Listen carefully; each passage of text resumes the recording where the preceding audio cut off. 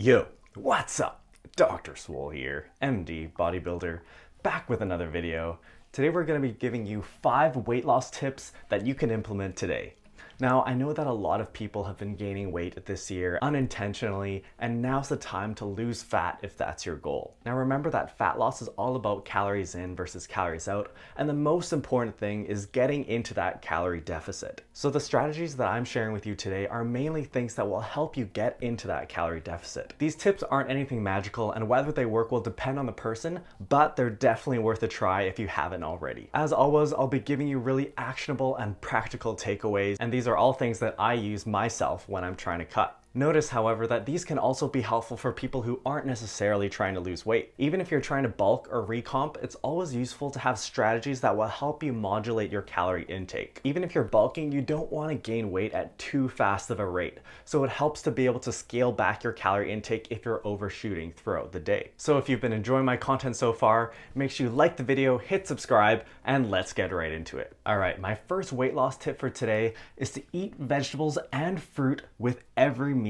This is something that's really easy to do, and you should try to make it a habit if your goal is fat loss. There are some exceptions, but as a whole, vegetables and fruits are very low calorie, and they will keep you full for longer for the same amount of energy intake. Now, since our goal is muscle growth and aesthetics, our protein intake is more or less going to be set. However, you should be using these vegetables and fruits to replace other carb and fat sources. Now, the key here is to eat them first at the beginning of your meal, because this way it'll fill up your stomach and end up displacing other calories, so you'll eat less of other foods. If you just eat the same portion and just add on vegetables and fruits after that, it's not going to help, and in fact will just add more calories. Now, notice that I put a plus minus fruit here, and I want to emphasize that fruit generally is higher calorie than vegetables. They're still more filling than most carb and fat sources, but you should be careful about the sugar and carb intake that they contain, especially if you're trying to get into a fairly extreme calorie deficit. So if you're trying to get into a large calorie deficit and you're struggling in meeting your calorie goals, then you might want to take it a bit easy on the fruit,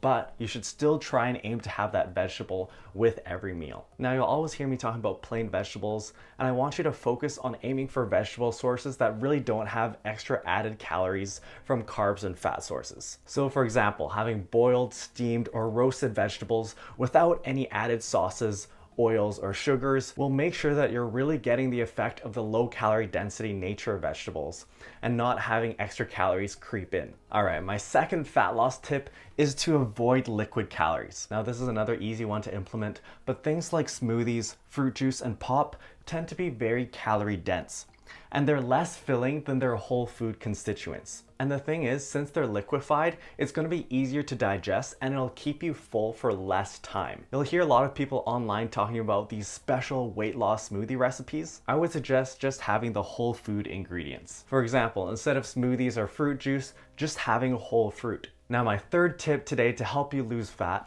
is to weigh yourself regularly. Now, this is a tricky one. There is a little bit of research out there showing that people who weigh themselves regularly do better with weight loss. But instead of focusing on that data, I would rather that we look at the factors that actually come into play here. Now, in terms of benefits of weighing yourself often, it's going to keep you accountable and give you that feedback on how you're doing in terms of progress. If you're executing your diet correctly, it can actually be very rewarding to see the scale weight go down over time. The other big advantage of weighing yourself often that I've taken from bodybuilding is that you can collect data and understand what things affect your weight. I want you to start developing an intuition for how your scale weight changes depending on various factors. When you use the scale weight to monitor your progress, it can be confounded by different things that will affect your scale weight without actually changing your body fat level. So when you step on the scale and see your weight, I want you to also think about what you ate the day before and how that might be affecting the number you're seeing today. Specifically, think about the total amount you ate,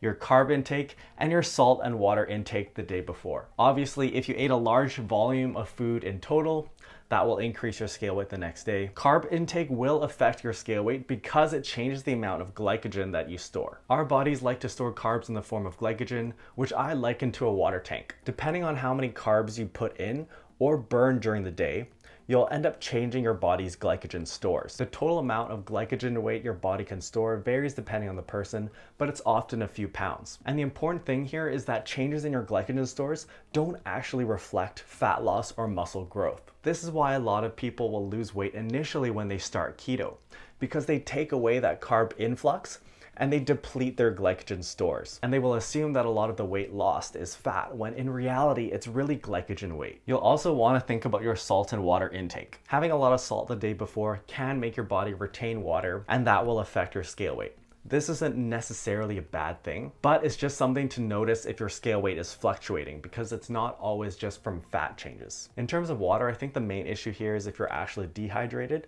So if you drank very little the day before, obviously your scale weight is going to go down the next day. So just take that into consideration. You definitely should be trying to stay hydrated. Now, the big caveat with using the scale is that people can become overly attached to the scale weight number and end up attaching very strong emotions to their actual weight.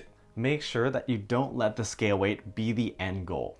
Remember here that since our goal is aesthetics, we want to look better and look leaner overall, but that doesn't always have to mean that the scale weight goes down. You can build muscle and lose fat at the same time and have your scale weight stay the same and still look better. Now, in terms of how to actually implement this, if you're just starting out, I would recommend weighing yourself every day, just because it'll give you some data and you can start developing that intuition about what affects your body weight. It doesn't matter actually when you weigh yourself as long as it's consistent throughout the week.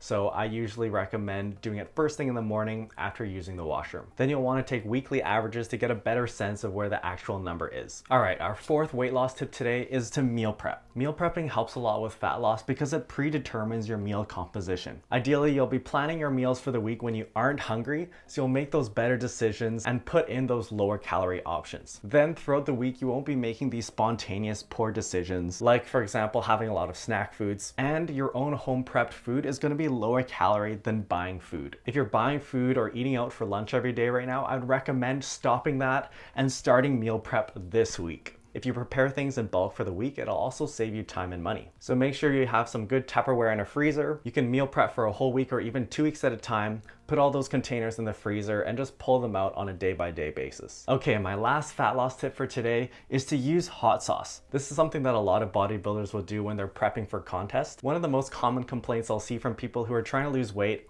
are that the low-calorie foods are too bland. And I think that's just the truth for the most part. If you choose low-calorie options that are lower calorie, contain less carbs and less fats overall, they're not going to taste as good as the more calorie-dense options. For example, chicken breast isn't going to taste as good as fried chicken thighs. Now, if you're really going for lower calorie options to help you get into that calorie deficit, the issue is you can't add in a lot of traditional sauces and dips because they contain extra calories from added carbs and fats. The solution is to use hot sauce, and in particular, go for hot sauces that contain 0 or minimal calories. A lot of hot sauces, for example, barbecue sauces, will contain extra calories from added sugar, so make sure you check the nutrition facts before you buy. That's all for now, guys. Thanks for watching. If you enjoyed this video, make sure you hit like and leave me a comment below. I'm really good about answering every single one of my comments, so you'll definitely hear back from me. In particular, do any of these tips work for you? Let me know below.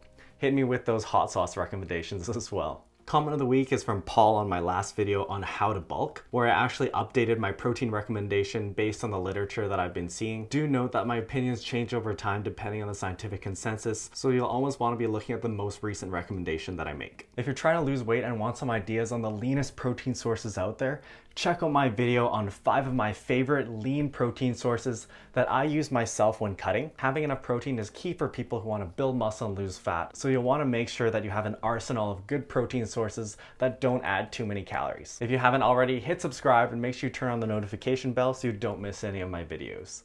See you next time.